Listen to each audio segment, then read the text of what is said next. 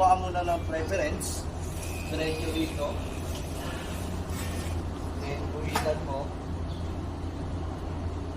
Para makakuha ka ng preference na diretso.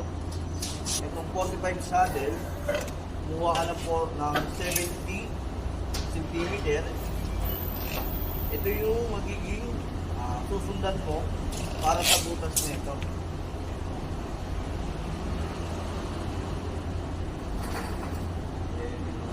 Marking. Nakuha mo na yung mark. Bali magtitira ka ng allowance para sa kakapitan. Titira ka ng allowance sa marking mo at least 3 cm. Titira ka ng allowance at least 3 cm. So ito marking ni saddle. Ayan. Dahil sa marking ni saddle na yan, yung actual na marking na yan, magpapasok po tayo ng kahit 3 cm po. 3 cm para yung sa loob na 3 cm na yan.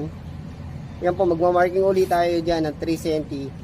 Ayan po yung marking natin na ikakat po natin ng grinder yan.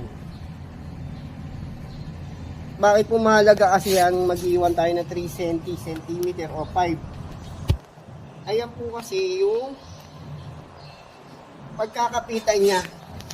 Yung unang marking natin, yan lang po yung magiging guide natin para kay saddle po. Pero ang ikakat po natin dyan, ito pong yung loob.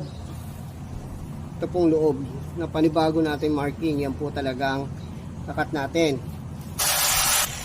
Kailangan natin ng konting pag-iingat, no? Pag tinanggal natin siya. Yan po. So, ayan po yung marking niya, no? Ito po yung actual na saddle. Ito po yung sinasabi natin na 3 cm na ititira po. Yung loob po ang kinat natin dyan para may pagkakapitan siya pag ating po.